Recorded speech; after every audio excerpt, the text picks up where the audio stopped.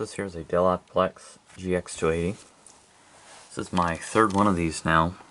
Third one of these in this case design too, or form factor, the DT form factor to be specific. So I just got this, like I said, house is being cleaned out, and I ended up, this guy moved, and I ended up getting this computer, two keyboards, one of which being this one, the other one being a Dell that I cleaned up quite nicely. And then there's another computer down there that I'm just gonna get for parts at some point. When I've had some other computers coming in, so I haven't really had time to like care about dealing with that. But yes, it's GX280. Turn it on here. Might as well go into setup. It's got a Pentium 4. Oh, it's not liking that.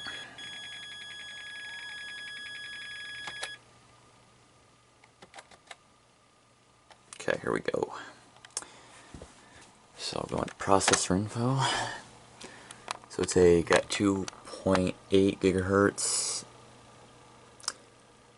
I guess there's no specific model number on there, but that's what it's got.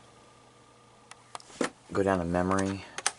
It's got 2.5 gigs, 2 1 gig, and 2 256. I think the 2 1 gigs were added in, and I'll look at them. We'll look at them in a minute. I'll let it boot into Windows, and while it's doing that, talk about this keyboard.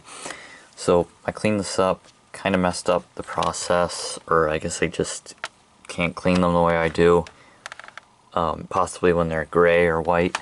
Because I haven't actually, this is my first gray keyboard I've done. Normally it's black keyboards that I've cleaned up. You can see it's lost the glossiness in the keys here. It's got sort of a white residue on them. That's something that could have been done before I got it, but I'm doubting that, since these were definitely not like that beforehand. I mean, they might be able to be cleaned up, but I didn't find a way. So yeah, I've been wanting one of these keyboards specifically from HP for a while, and I had another chance to get one for like $2 at a yard sale, but I was getting other stuff. I didn't really pick it up, but I now have this one, and it might not be the best example, but it does actually have both of its feet, but it's scratched up here, or maybe it's on the bottom. Yeah, it's down there. Pretty bad, but it can always be used for parts if I get a better one. So we're at the desktop. It's got 3 accounts on it. So we got iTunes, McAfee, old looking version of Internet Explorer going by the logo. Adobe MSN, it's kind of freaking out there, the camera. Got Dell Setup Guide, Norton, Power DVD, Driver Detective. There we go. Real time, or QuickTime, eBay, some HP stuff, Windows Media Player. Pretty basic stuff on it. The dates show it stopped being used in like 2012. So,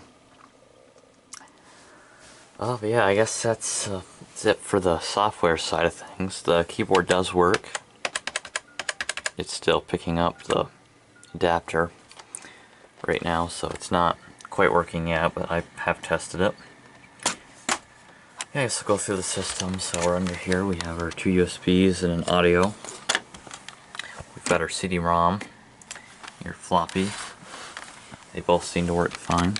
It was refurbished, as it is a refurbished computer. It seems to be refurbished from a company called Duracom.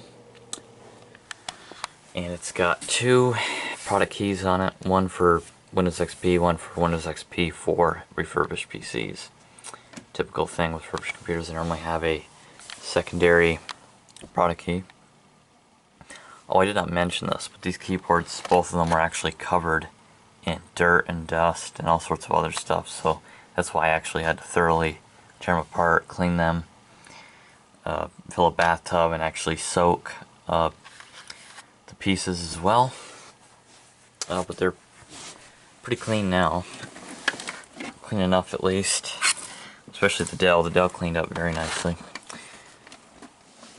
but it wasn't quite as bad as the HP. Okay, so on the back here, we have our parallel, VGA, serial, USBs, Ethernet, our indicators there for an error code or whatever, USBs, Ethernet, I think I already did them, all of our audio. Here's a spot for a PCI Express card, and our normal PCI are here on this riser card, and then our power supply. So that's about it for the exterior. So let me crack it open quick.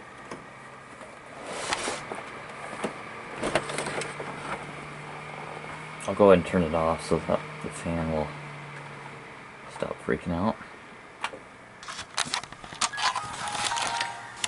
So, RAM.